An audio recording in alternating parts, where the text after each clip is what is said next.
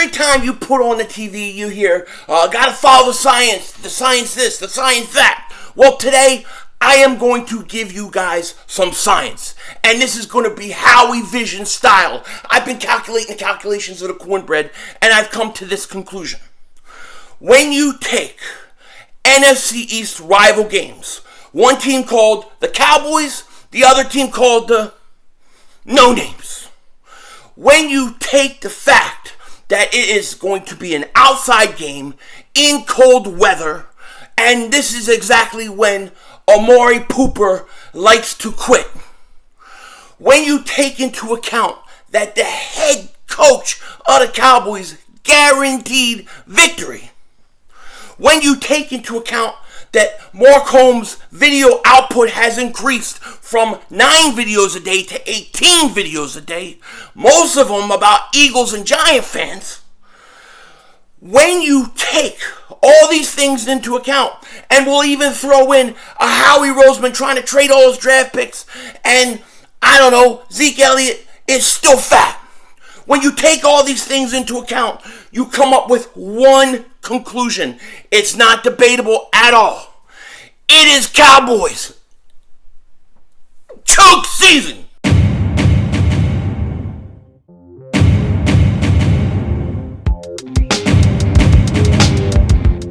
Dallas still stinks. You're by the way, King Dingbat here, and I hope everybody's having a great weekend. I hope you guys are doing well. You know what? I've missed you. It's been a few days since I did a video. It's been a very busy 2 days for me, so I wasn't able to do one, but I wanted to come on here, talk to you guys, because we got some big games tomorrow. Even though the Eagles are on a bye week. This Washington-Dallas game has huge ramifications for the Eagles, for a possible wild card spot, for the division, and for the psyche of Dallas Cowboys, their fans, and Mark Holmes. Okay? Because this week has been a tough week for Mark Holmes. I'm just going to put it out there. This week, Mark Holmes' universe got flipped upside down. Because Mark Holmes, his team went from the team that was having guaranteed wins put against them to his own coach guaranteeing a win. And if you go back a few years, remember when Doug Peterson guaranteed victory over the Cowboys on the radio, and Mark Holmes made a huge deal of it, and how dare any coach ever do that? You just don't do that. You have to have respect for the league. You have to have respect for your opponents. You have to have respect for the game. That is so unclassy. What does his coach do? He goes out and does the same thing. Now, it's okay. Hey, you gotta walk the walk. Talk the talk. Hey friends, Mark Holmes with your buddy, Cowboy Joe Boo. I want to thank you for liking, commenting, and subscribing to the Joe Boo Network. Michael Anthony, where's the fitness? Wake up! So, it's been a tough week for him. And I understand, because I really think the Cowboys are feeling the pressure. They're feeling the pressure of this game. And they should. It's a huge game. Because if Washington No Names beat Dallas, it's like, what, they're one game behind Dallas? It's then Cowboys choke season. It is then on. It's on. Okay? And I think the Cowboys are feeling the pressure. I think they're starting to crack under the pressure.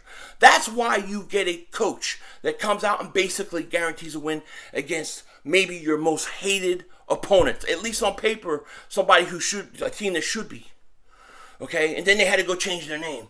So now they're No Names. Doesn't work quite the same way. But I think seeing the Dallas Cowboys coach, Mike McCarthy, a very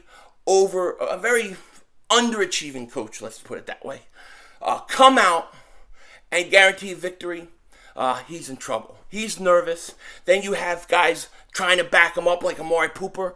Amari Pooper, who disappears every time it gets cold weather and it's a big game on the East Coast, in the Northeast, he folds. I expect him to have a really bad game tomorrow. But we'll see. Now, you're saying, why do you hate, man? You hate Dallas? Of course I hate Dallas. I'm a Dallas hater, no question about it. I hate Washington. I hate the Giants. I hate everybody in our division but us. Okay? Now, if, let's say, Washington wins, I think Dallas is going to choke the division. I think they're going to choke the division away to Washington. possibly Washington. And you'll see next week the Cowboy fans will be the biggest Eagle fans on the planet. Just like a lot of Eagle fans are rooting for Dallas to win, which I got to tell you, I'm supposed to be doing that, but I don't know how I'm going to do it. I honestly don't know. I don't know how. I don't know. It's going to be very hard for me to root for Dallas tomorrow. It is. I know it helps the Eagles, but it's going to be hard. I'm probably going to be more neutral. I'll be streaming it, so come hang out with me. We'll be waiting for Mark Holmes' meltdown, because tomorrow's a big game, and I feel like, just from a gut instinct, I feel like the Cowboys are nervous. I feel like the coach is nervous, and I feel like they're getting ready to choke. Okay? I think people, especially Dallas fans, underestimate how tough Washington has been lately. And they're going to go out and they're going to take it to Dallas probably tomorrow. Now, I don't want them to win. We really need Dallas to win. Okay? And if Dallas wins, they'll go on to win the division very easily. If they lose, I think you're going to see Dallas Cowboys choke season early this year. If they win the division, you'll see Cowboys choke season first round of the playoffs. But needless to say, it's going to be tough, Mark Holmes. Going to be tough. Dallas, for all intents and purposes on paper, should go in and beat this team's ass. And that would help us very much because we have Washington the week after. But if Dallas is to lose this game, this division gets very, very, very interesting. So we'll have to see. Now, I'm not here to just talk about Washington, Dallas, and stuff. Although I'll give you my predictions. I have Washington over Dallas tomorrow, 24-20. I think it'll be a good game, a tight game, but I think Washington's going to win. You shouldn't give a team bulletin board material. I didn't like when Doug Peterson did it. I don't like that McCarthy's doing it, and that's just the truth. I love, I'm having a little bit of fun busting some chops, busting some congrats, the Cowboy fans, but truth is, they got a tough game tomorrow. But we'll see. If I'm wrong, I will eat the crow as always, and I've eaten a lot of crow in my life, so who the hell cares? Now, the other thing I want to talk about real quick is regarding our Eagles, okay? Because there was an interesting story. I think it was Rob Motti, right? He said he talked to an AFC scout, and they were talking about the possibility that the Eagles will try to trade two of their first three first round picks. 2 of 3 of their first round picks. Anyways, I can totally see this happening, okay? I think a lot of us expect that if Jalen Hurts comes back next year, the Eagles are going to take all 3 first-round picks and devote it to defense, or at least 2 of those first 3 picks and devote it to defense. I'm not so sure that that's going to happen. I think it should happen. That's what I would want to do. But if the Eagles bring back Jalen Hurts, the chances are is they're probably giving him 1 year and still evaluating him, okay? And if that's the case, then the Eagles really need to make sure that they have multiple first-round picks in 2023. Because for some reason, if Jalen Hurts doesn't work out or doesn't pan out, or it's determined after next season, let's say, that he isn't the guy, although many people think he isn't, but I'm just saying, for argument's sake, let's say the Eagles bring him back for 1 more year. You can't be in a position at that point where you only have 1 first-round pick and you can't get up and get a franchise quarterback. You need ammo. So in actuality, it's very, very smart, I think, to make sure that you come out of this draft with at least 2 first-round picks in the 2023 draft. Now, they're talking about the Eagles trading 2 of the first 3 first-round picks, That would be kind of crazy. I want at least 2, and I would like to see it devoted to defense.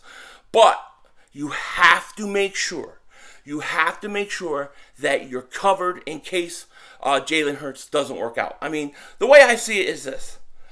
If the Eagles bring back Jalen Hurts, and I think the last 4 games are going to determine a lot, and they're Jalen Hurts' games, okay? He needs to be out in the field. He needs to be playing.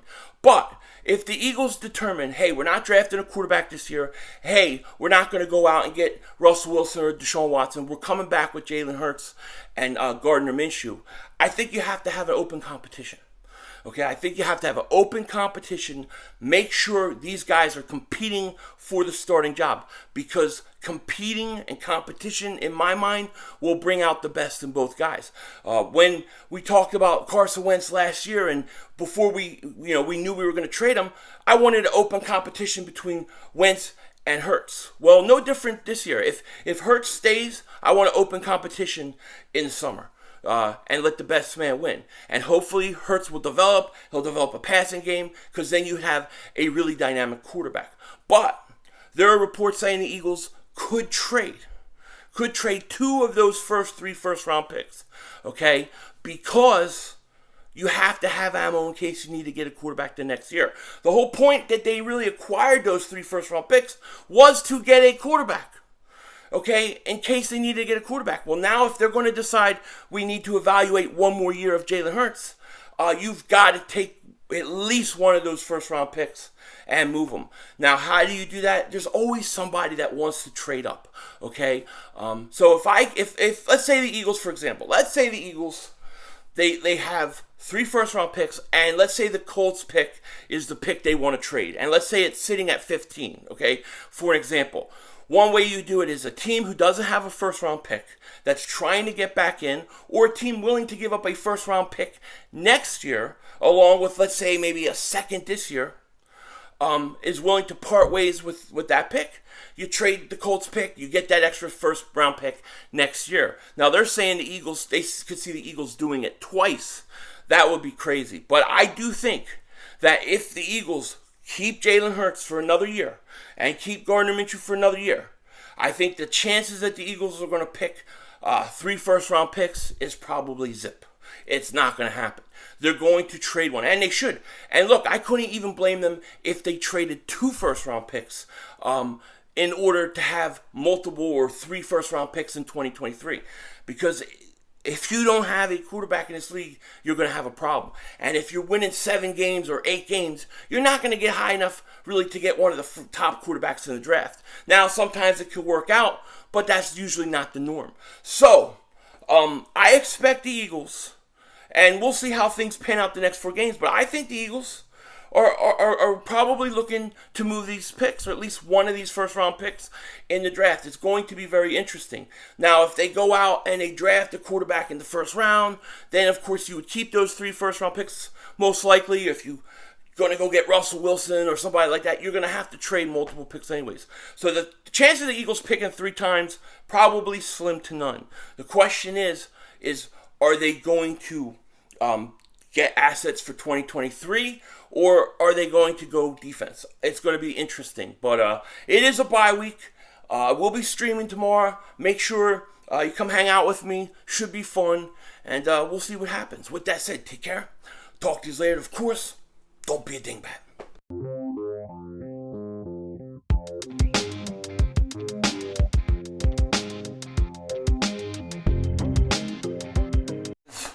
There he is. The man, the myth, the legend, Mr. Reggie White, the Minister of Defense. Can you imagine Mark Holmes is already trying to compare Parsons to this guy, the greatest pass rusher ever to live? Unbelievable. I got all these fat heads. I still haven't... Pause. I haven't had a chance to put these up. The room I was going to use to do the whole studio thing might be changing. I may have some guests coming, so I have to kind of wait and see. But I got these things here. I got this other one here. Let me show you. I love this one. This one is always one of my favorites. I had to get this one because it just looks tough. This looks like a game day background, like when you're ready to fight. You know what I mean? Ready to fight, play a big playoff game. You need that behind you, because I'll go to war with that eagle any day of the week. But yeah, I got to get these things up. You know, should be fun. Can't wait. A lot of work to do. You know, but it is what it is. With that said, Denzel Washington, out.